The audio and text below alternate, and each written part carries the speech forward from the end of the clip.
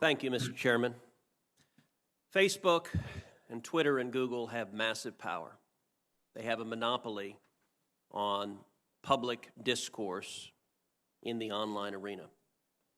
I will say it's dismaying listening to the questions from our Democratic colleagues, because consistently the message from Senate Democrats is for Facebook and Twitter and Google to censor more, to abuse their power more, to silence voices that Senate Democrats disagree with more. That is very dangerous if we want to maintain a free and fair democracy, if we want to maintain free speech. There was a time when Democrats embraced and defended the principles of free speech. There was a time when Democrats embraced and defended the principles of a free press.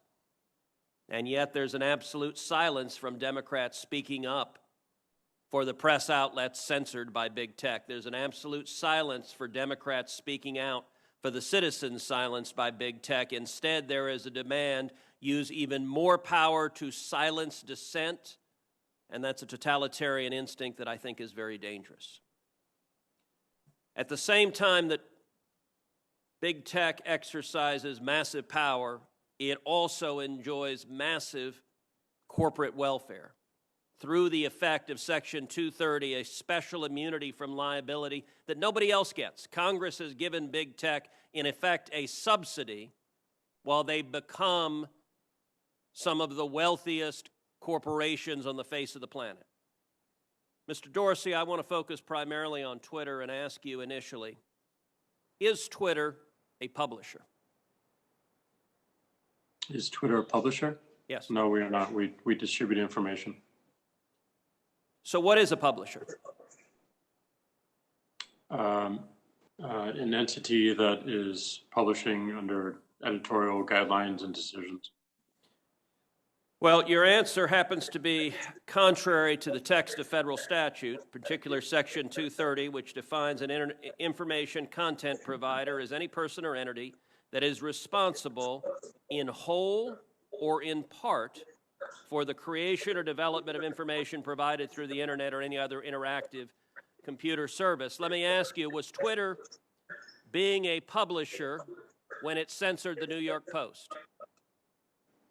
No, we have very clear policies on the conduct we enable on the platform. And if there's a violation, we take an enforcement action, and people choose to commit to those policies and to those terms of service.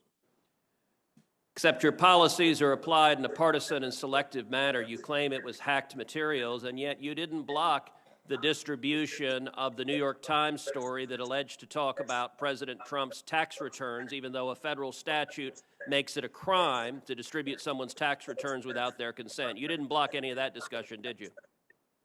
Our policy was focused on distribution of the actual hacked materials. Did you block the discussion of the president's tax return material?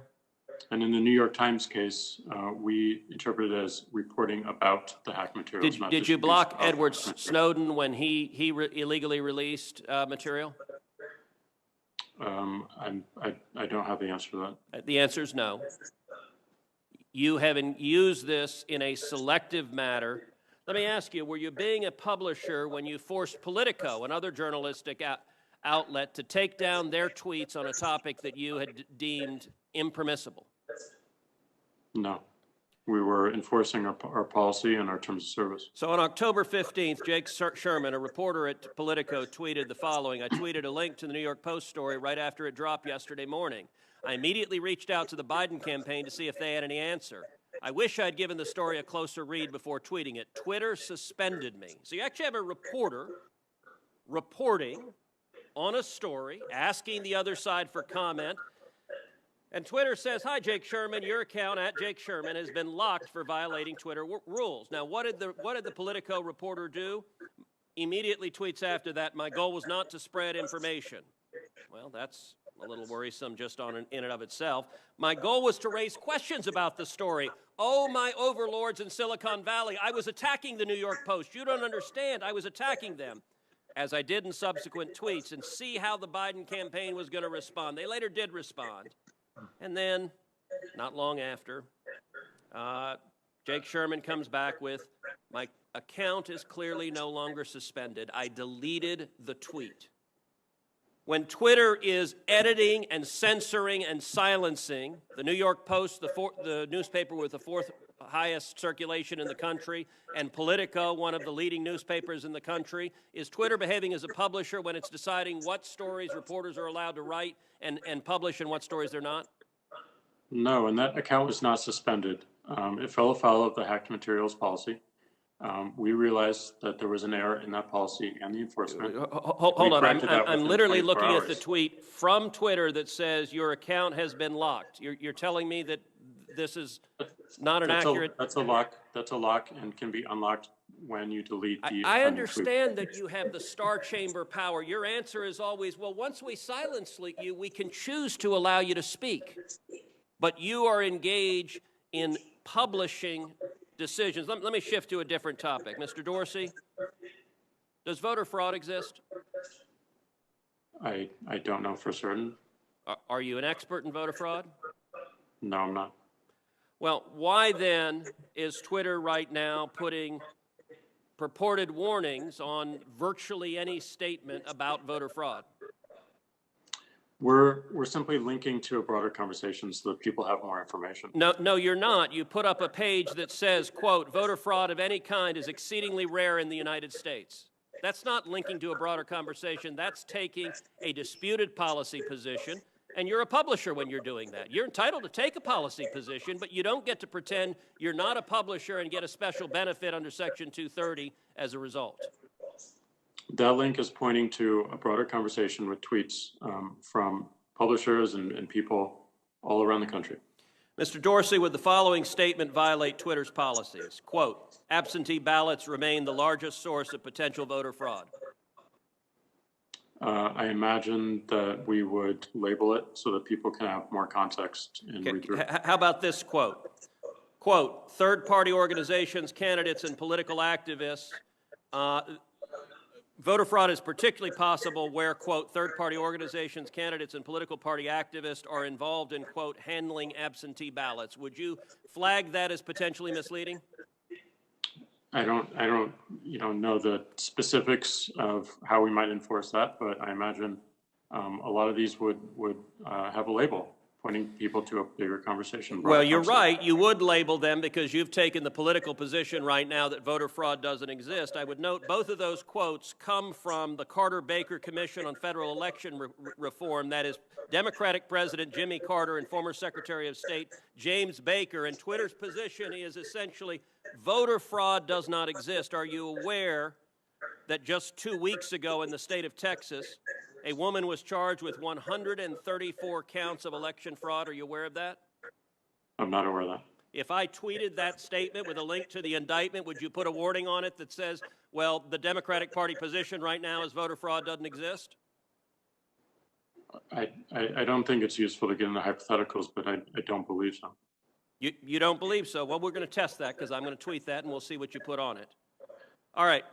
Yesterday, Mr. Dorsey, you and I spent a considerable amount of time on the phone, and you said that you wanted to embrace transparency. So I want to ask you, I have asked Twitter, I've asked Facebook multiple times, how many times have you blocked Republican candidates for office, their tweets or their posts in 2016, and 2018, and 2020? How many times have you blocked Democratic candidates for office? How many times have you blocked Republican office holders? How many times have you blocked Democratic office holders? Twitter has repeatedly refused to answer that question with specific hard data and cataloging the examples. In the interest of transparency, which you said you want to embrace, will you commit in this hearing right now to answer those questions in writing? That's exactly what we want to do. Question. Okay. I'm sorry, Mr. Dorsey, I didn't hear you. That's exactly what we're pushing for as we think about building upon 230. Is that a yes that you will answer those questions in writing?